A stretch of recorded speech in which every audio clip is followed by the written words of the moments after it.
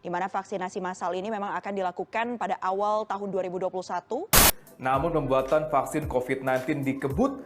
Bahkan vaksin ini pun telah diuji cobakan kepada relawan atau manusia.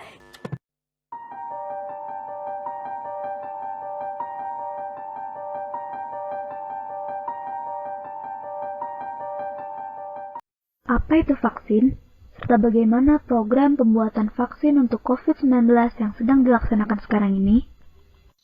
Jadi kita ngomong vaksin sekarang ya. Jadi vaksin ini adalah suatu zat yang digunakan ya untuk kita suntikkan ke orang sehingga orang yang tersebut akan kebal terhadap penyakit yang kita suntikan. Gitu ya. Nah, sekarang ini kita bicara vaksin untuk COVID-19. Ya.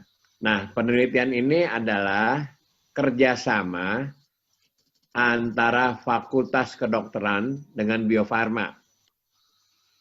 Nah, Bio Farma itu bekerjasama dengan Sinovac dari Chinese. Kenapa Sinovac? Karena selama kan Chinese ini yang pertama kali ada penyakit COVID itu di Cina pada bulan Desember. Ya, pada akhir Desember itu ada penyakit COVID ini. Kumannya itu baru kita kenal. Tadinya kita nggak tahu apa-apa tentang virus COVID ini. Ternyata COVID yang ada di Cina itu cepat menyebar dan sangat infeksius. Jadi banyak yang kena dan banyak yang meninggal. Desember ada di Cina, baru dikenal. Sekarang ada di seluruh dunia penyakit ini udah. Di Indonesia aja udah berapa hari ini yang udah kena. Di Amerika udah berapa juta yang kena. Ya, di Australia juga udah ada. Hampir seluruh dunia termasuk di Brazil segala macam. Sampai sekarang obatnya belum ada. Sampai sekarang vaksinnya belum ada. Kalau virus, itu yang paling penting adalah daya tahan tubuh. Jadi tubuh kita harus kuat, jadi kita harus olahraga, makan yang banyak, yang benar, sehingga tubuh kita kuat. Nah, sekarang baru vaksin yang kita mau bikin. Belum ada vaksin yang udah ada di dunia. Semuanya lagi berlomba-lomba bikin vaksin. Ya, karena semua orang takut. Bagaimanakah perkembangan vaksin di berbagai negara? Jadi semua negara berlomba bikin vaksin.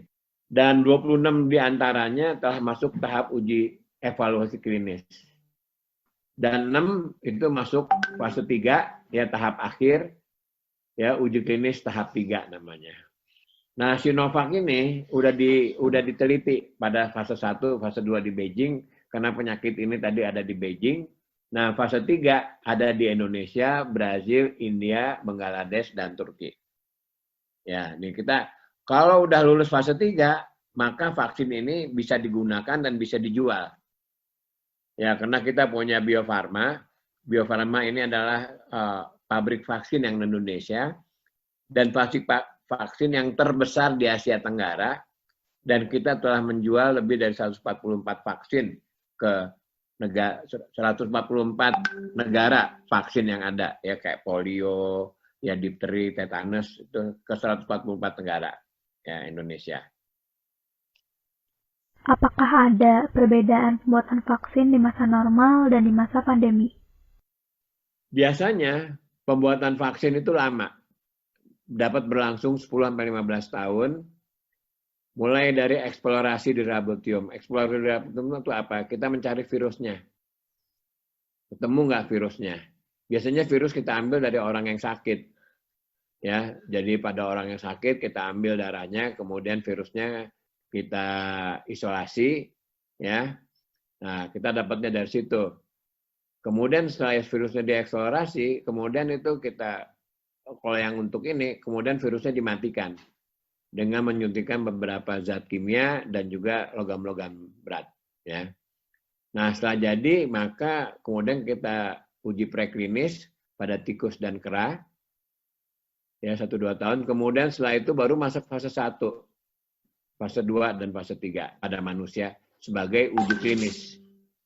Nah, biasanya fase 1, fase 2, dan fase 3 itu terdiri dari 2 tahun ya. Jadi lama. Tapi oleh karena ini pandemi, maka pembuatan vaksin ini dipercepat.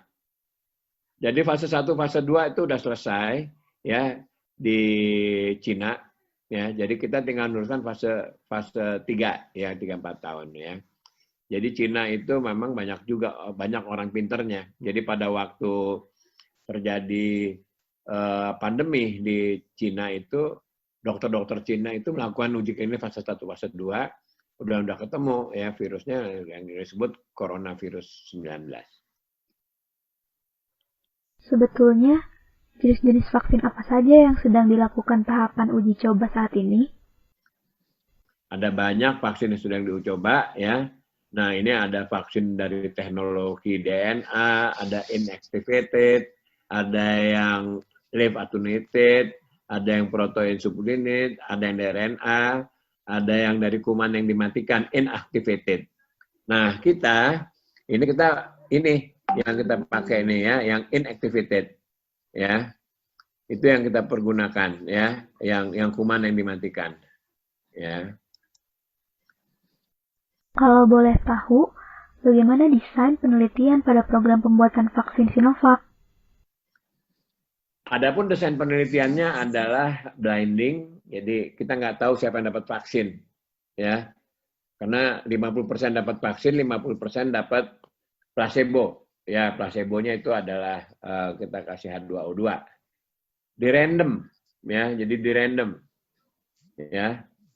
Subjek dan dokter peneliti tidak tahu apa subjek menerima vaksin atau placebo. Randomisasi dan vaksinasi dilakukan oleh tim unblinded. Jadi ada yang randomisasi dan vaksinasi dilakukan oleh tim sendiri yang tahu. Tapi tim yang tim peneliti itu tidak melakukan penyuntikan karena dia nggak boleh tahu mana yang dapat vaksin, mana yang tidak. Nanti dia akan melakukan observasi reaksi studi imunisasinya. Nanti observasinya kita lihat ditulis dalam kartu harian dan diary card dan juga kartu kalau ada masalah-masalah di lapangan. Biasanya kita menggunakan imunisasi itu kan jadwalnya 1 bulan kemudian diimunisasi kayak di puskesmas ya. Tapi di sini kita pakai jadwal emergency, yaitu vaksinasi pertama itu kita suntikan, kemudian 14 hari kemudian kita lakukan imunisasi. Jadi maksudnya supaya kadar antibodi yang terbentuk itu cepat tinggi gitu ya. Tapi kalau 0-14 hari itu tidak akan lama ya jadinya ya, kadarnya tidak bertahan lama. Tapi oleh karena ini masa emergency, masa pandemi, kita pakai yang cepat ini, 0-14 hari. Lalu, apa tujuan dilaksanakannya penelitian ini? Jadi tujuan penelitiannya untuk mengevaluasi efikasi. Ya, efikasi itu artinya kita bandingkan yang dapat vaksin dan yang dapat placebo, berapa yang dapat kena kuman COVID. Ya, kita bandingkan. Kan ini 50% dapat placebo, 50% dapat vaksin. Setelah 7 bulan, berapa orang yang kena COVID. Selain itu, kita juga untuk mengevaluasi efikasi vaksin, ya, kasus yang suspek, juga mengetahui keamanan dari vaksin, untuk mengetahui imunogenisitas dari vaksin. Imunogenisitas itu kita lihat dari kadar zat anti yang terbentuk. Dan untuk melihat bed konsistensi. Jadi vaksin ini kita ada 3 ya, vaksin COVID ini yang dibikin berbeda bulan-bulannya. Ya, jadi bedanya 1 bulan. Ya, jadi itu ada 3 batch ya. Batch itu ada batch yang berbeda, yang dibikinnya bulan-bulan yang berbeda, kemudian kita bandingin ya, dan hasilnya harus sama. Jadi ketiga batch itu harus konsisten, efeknya harus sama. Apa beda kandungan antara vaksin untuk penelitian serta placebo? Vaksin ini adalah inactivated vaksin SARS-CoV-2 berisi antigen 600 subunit dalam 0,5 ml atau beratnya 3 mikrogram dalam 0,5 ml dengan pengawetnya yaitu aluminium hidroksida, disodium hidrogen, dan itu logam berat. Ya. Ini batch-nya ada 3. Pembandingnya adalah water for injection yaitu H2O2, H2O ya gitu ya. Kira-kira apa saja kriteria yang dibutuhkan serta tidak diperbolehkan untuk menjadi seorang relawan vaksin COVID-19? Adapun kriteria inklusinya adalah dewasa sehat usia 18-59 tahun. Pesertanya sebelumnya menerima penjelasan ya dengan menandatangani surat ya. Kemudian peserta mengikuti uji klinis ini sampai akhir. Lamanya penelitian ini 7 bulan. Ya, jadi dia mau mengikuti selama 7 bulan. Yang nggak boleh ikut jadi peserta adalah orang-orang yang sedang ikut uji klinis lain. Nggak boleh ikut. Dan memiliki riwayat kontak dengan pasien terinfeksi virus corona, jadi nggak boleh ikut juga. Ya, 14 hari sebelumnya. Kemudian dia orang-orangnya itu nggak boleh sakit, yang ikut itu kita periksa dulu, nggak boleh demam, nggak boleh apa. Ya, demamnya nggak boleh lebih 37,5. Kalau lebih 7,5 ya orang itu nggak boleh diimunisasi, suruh tunggu nanti seminggu atau 2 minggu kemudian dia bisa diimunisasi, tergantung diperiksa lagi. Jadi yang ikut penelitian ini harus benar-benar sehat. Pada penelitian ini kita periksa PCR-nya, ya PCR itu apus hidung ya, bahwa dia tidak boleh memiliki hasil positif dari COVID dalam hidungnya, ya. Dan IgG, IgM-nya, ya imunoglobulinnya harus negatif. Itu yang sekarang. Tapi nanti di lapangan nggak perlu kita lakukan PCR, ya. Jadi kalau yang di lapangan nanti itu semua orang yang kita anggap sehat boleh diimunisasi. Tapi pada penelitian ini, oleh karena kita masih baru dan kuman masih baru, kita perlu hati-hati untuk penelitian ini.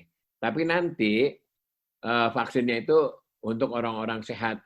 Jadi kalau kita mau melakukan imunisasi nggak perlu diperiksa PCR. Karena harga PCR itu sekali PCR itu 1,5 juta.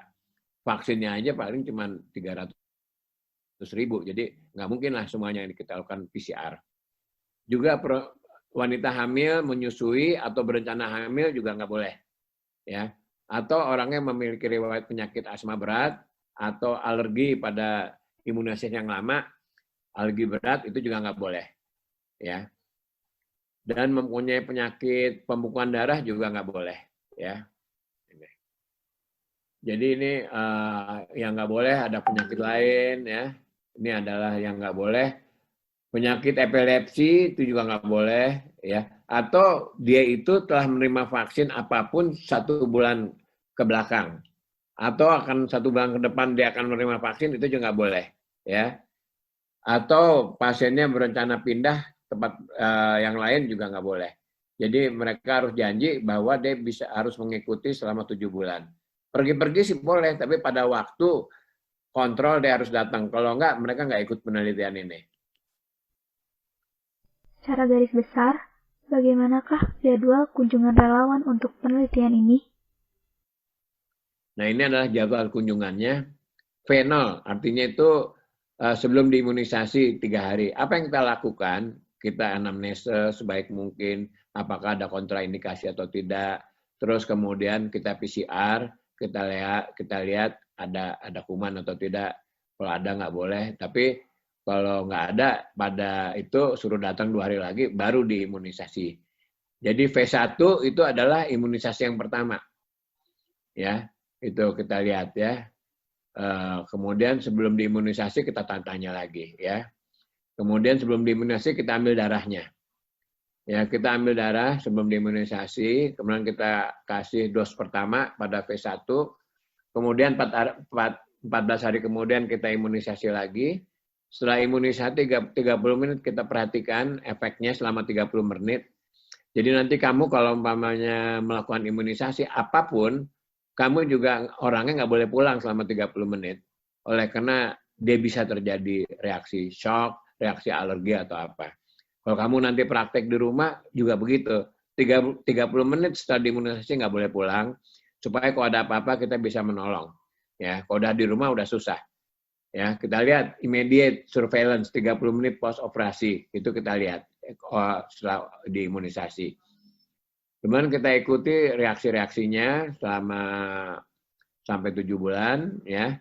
Kalau kita duga dia ada kena penyakit batuk pilek atau kita duga kena COVID, kita akan lakukan swab nasofaring. Ya, selama penelitian mereka kita kasih diary card, jadi yang ditulis-tulis kalau dia sakit apa dia tulis, kalau makan obat apa dia tulis, ya, itu di situ, ya. Bagaimanakah timeline untuk penelitian ini?